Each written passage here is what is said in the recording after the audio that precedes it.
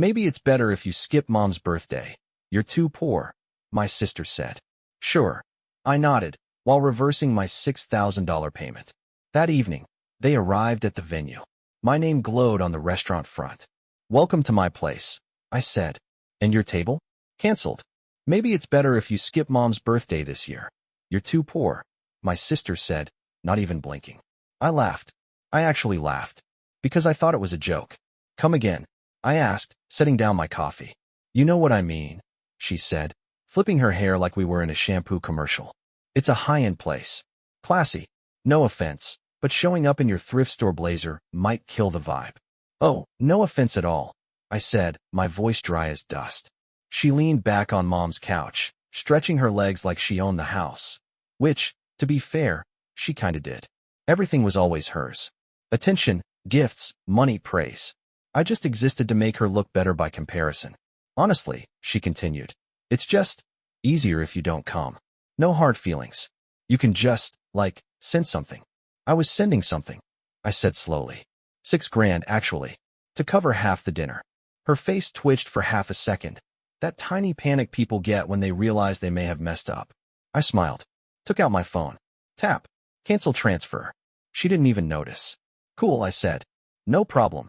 That evening, I put on my best shirt, not that they'd notice, and headed to the restaurant an hour before the classy birthday dinner. Not as a guest. Not this time. At 7:10 sharp, they showed up. My sister in designer heels, Mom in pearls, Dad in that suit he only wears when cameras are around. They strutted through the doors like they were royalty.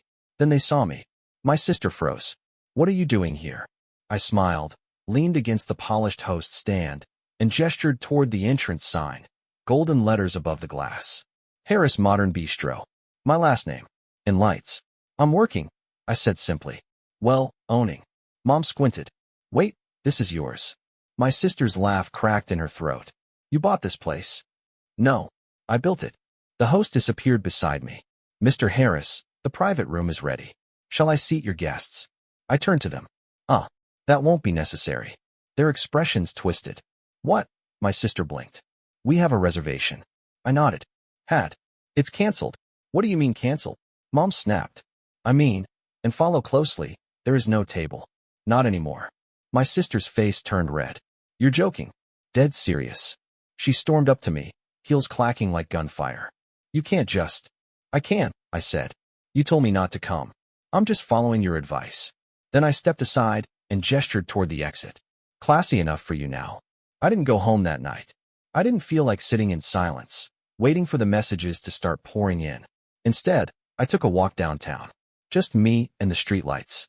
I ended up at an all-night diner I used to go to in college. The kind of place that doesn't ask questions when you order pancakes at 2 a.m. and look like you just burned down your life.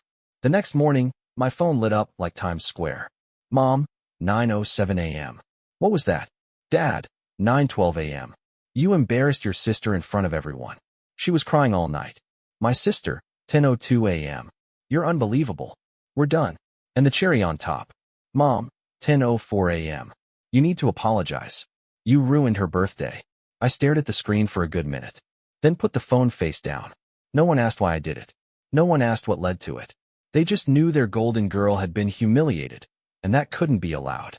By Monday, I was uninvited from the family group chat. Real subtle. Tuesday, Mom called. I didn't pick up. She left a voicemail. I just think it's sad that you let jealousy get in the way of family. Your sister's doing well, and instead of being happy for her, you act out like a child. You're better than this. At least I thought you were. Jealousy?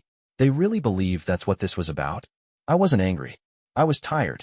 Exhausted, honestly. Because this wasn't new. This had been going on for years.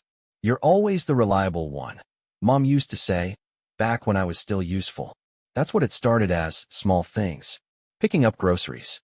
Co-signing a loan, just to help her get approved. Paying for Dad's new tires, because money's tight right now. Every favor added up. Quietly. Slowly. Until one day, I looked at my budget and realized I was funding 2 households, mine and theirs. When I brought it up, Dad laughed. You're single. You don't have kids. What else are you spending money on? Then came the real gut punch, a call from my bank. Mr. Harris, we need to verify a recent change of address on your premium card ending in 8832. I don't have a premium card. Silence. Then paper shuffled. It was opened under your name 3 weeks ago. Address listed as 41, Briar Lane. That's my parents' house. I drove over. I didn't knock. Just walked in. They were in the kitchen, calm as ever. Hey, honey, Mom said, not even looking up. We weren't expecting you. I noticed, I said. You opened a credit card under my name? The silence that followed was deafening. What are you talking about? Dad asked. I pulled out the letter and dropped it on the table. Mom's face twitched. Just for a second. Then she sighed. It's not what you think. Really? Because I think it's fraud. Dad scoffed. Don't be dramatic. It's not like we were using it for fun. Who's a we? No one answered. I turned to my sister, who was suddenly very interested in her nails. You. She shrugged. I needed to book the venue. I didn't think it would be a big deal. Didn't think? Are you insane? It's just temporary, she snapped. You've got money. Stop acting like a victim. Victim. I repeated. You steal my name, run up debt, shut me out of the dinner I paid for, and I'm the problem? Mom stepped in, her voice cool. Lower your voice. Why? Afraid the neighbors will hear what perfect little Lila did. She was under pressure. Mom said sharply. And honestly, you were kind of cold the other night. I stared at them. These people. My family. Acting like I should be apologizing for being robbed. And that's when it hit me. They didn't see me as family. They saw me as a wallet with legs. I left without another word. That night, I checked my credit report.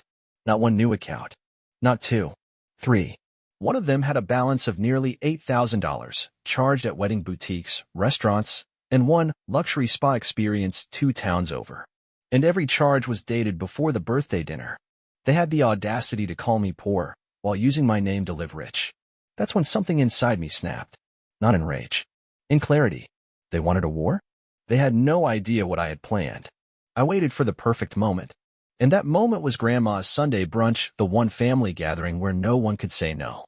Cousins, uncles, even the family friends that were practically relatives, they'd all be there. I showed up 15 minutes early, sat at the long oak table with a quiet smile. Everyone greeted me like I hadn't just been publicly disowned the week before. Fake hugs. Tight smiles. One of my cousins actually patted me on the back and said, "You doing okay, man?" "I'm great," I said. "Really great." They had no idea. My sister waltzed in 20 minutes late, of course. Designer dress, big sunglasses, hair like she was headed to Cannes. She didn't even look at me. Just made a show of hugging everyone except me. Mom followed her, gripping a tray of baked ziti like it was a peace offering. Dad shuffled in behind, avoiding my eyes. Okay. Grandma clapped her hands. Let's eat. I let them fill their plates, laugh, make toasts, pretend like nothing had happened. I let them get comfortable. And then I stood. I have something to say. Every fork froze midair. All eyes turned to me. I reached into my bag and pulled out a small stack of folders. Nice, neat, labeled. One by one, I placed them on the table. Here are the 3 credit card accounts opened in my name in the last 2 months. Total balance across them, $13,412. Mom's face drained of color. My sister stopped chewing. Here's the kicker, I continued. All 3 were opened using my social security number, but with my parents' home address. Interesting, right? A few people shifted in their chairs. Now, if anyone's curious, here's a breakdown of the charges, I said, pulling out printed statements. Venue bookings, spa days, designer clothing. You know, luxuries. I slid a paper toward my sister. Lil Marie Bridal and Events. That's your name, right there on the booking. She swallowed. That's not, you're twisting this. I turned to the table. I'd love to hear how I'm twisting fraud. Mom stood up suddenly. Okay, that's enough. You're humiliating us. Oh, we're just getting started, I said. I reached into the bag one last time and pulled out a folder marked Affidavit, Identity Theft Complaint. That, I said, placing it in the center of the table, is the legal report I filed last week. I gave you a chance to explain. You gave me silence. My father finally spoke, voice tight. You would report your own family to the police? I looked at him, calm. You used my name. You took my credit. You banned me from Mom's birthday and called me a loser. At what point was I still part of this family? My sister shot to her feet. You're being unfair. You're making a scene. I tilted my head. Funny. That's what you said when you told me not to come. Except now I own the room. She lunged toward the table, grabbed the folder, tried to crumple it, but I snatched it back. Try again, and I'll make copies for everyone here, I said, holding her gaze. Better yet, I'll post it. She stood there shaking, furious, cornered. I turned to Grandma. You've always been the only one who treated me like a person, I said quietly. But the rest? They saw me as an ATM. Grandma looked like she might cry. And then the twist came, not from me. From the back of the room, someone cleared their throat. Kevin, my sister's ex. Actually, he said, stepping forward, I'd like to add something. My sister's head whipped toward him. Kevin, no. You want to talk about fraud? Kevin said, raising his voice. Ask her where the down payment for our condo went. Silence. She told me her job covered it, he continued. Turns out, she used his card. He pointed at me, and mine. And you know what else? He held up his phone and played a voicemail. Kevin, don't be mad, but I might have moved some stuff around. It's not a big deal. I just needed a little help for the family dinner. He'll never notice. My sister went white. Kevin looked at me. Sorry I didn't say anything sooner. I thought she was just stressed. Turns out she's just a liar. And with that, he walked out. So did two cousins. Then my aunt. Even Uncle Mitch, the man who once called me soft for buying birthday gifts instead of booze, looked shaken. My sister slumped into a chair, stunned. My mother sat frozen. My dad muttered, You've always been difficult, but it landed like a whisper against a wall. I grabbed my bag. I'm done, I said. Don't call me. Don't text me. Don't ask me for one more thing. Then I walked out. And this time, no one stopped me. 3 days of silence. No fake apologies. No fake love. No fake family. It was the quietest my phone had ever been. I thought I'd feel relieved. I did. But I also felt something else. Anger. Not the loud kind. Not the kind that burns. The cold kind.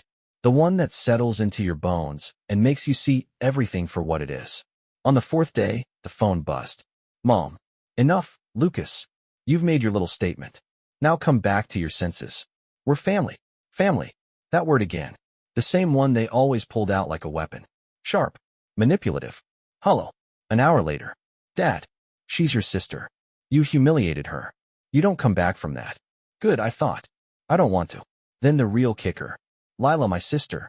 I hope you're proud. You destroyed Mom. You'll regret this. I didn't reply. Not to a single one. I wasn't the problem. I was the wake-up call. That weekend, I drove out of town. No destination. Just air, space, and time without guilt. I turned off my phone, left it in the glove box, and blasted old music I used to love before my life became a charity project. I slept at a motel that smelled like old wood and freedom. I bought pancakes and coffee the next morning and ate slowly, like I had nowhere to be. Because I didn't. For once, no one needed me. It was beautiful. Then, on Monday, the twist came. I got a call from a number I didn't recognize. I almost declined it, but something made me swipe answer. Hello. A pause. Then a man's voice. Cautious. Tired. Is this Lucas Harris? Yes. Who's this? My name's Andrew Talbot. You don't know me, but I think we have something in common. He sounded like someone who'd been dragged through hell and barely made it out. Did your sister ever live in Denver? I sat up. Yeah. About 4 years ago. Then I need to talk to you. We spoke for 2 hours. Andrew had dated my sister briefly, months before her big, fresh start moved back home. They'd split up after she borrowed his credit card and racked up over $3,000 in luxury salon treatments and electronics. When he confronted her, she cried, blamed him for making her feel insecure, then ghosted. He never pressed charges. She promised she'd pay him back. She never did. She changed cities instead. And names. Turns out she'd briefly started going by Lila Preston, her middle name and Mom's maiden name. A new persona. A cleaner slate. And I wasn't the first one she dragged into financial messes under that alias. Andrew found me after a friend sent him a screenshot of my story. It had made rounds on social media. Someone from the brunch had posted about it anonymously. Brother exposes sister for using his name to fund family party. The post went viral in one corner of Reddit. He recognized her instantly. I thought I was the fool, he told me. Turns out, I was just first. And now I was last. Because I wasn't going to let her do it again. The next morning, I called my lawyer and asked him to amend my report. I've got a witness, I said. And a pattern. He whistled. This changes everything. Then I called Andrew back and thanked him, sincerely. You didn't deserve what she did to you, I said. He paused, then said something I'll never forget. Neither did you. But you did what I was too scared to. You stopped her. Later that week, I checked my email. One unread message. Subject line, Lila. Please. I opened it. You've ruined me. I lost my job. My boyfriend dumped me. I'm living in Mom's basement. I have nothing. I hope that makes you feel powerful. I didn't even finish the rest. I just hit archive. Because no, it didn't make me feel powerful. It made me feel free. For the first time in years, I wasn't someone's safety net. I wasn't a financial cushion. I wasn't a silent supporter in someone else's performance. I was a person, with boundaries, and a name they'd never use again. It's been 3 months. 3 months since I walked out of Grandma's brunch and burned the last of the bridges that had been dragging me under. 3 months since the lawsuit collapsed, the threat stopped, and the begging started. Because that's what came next, begging.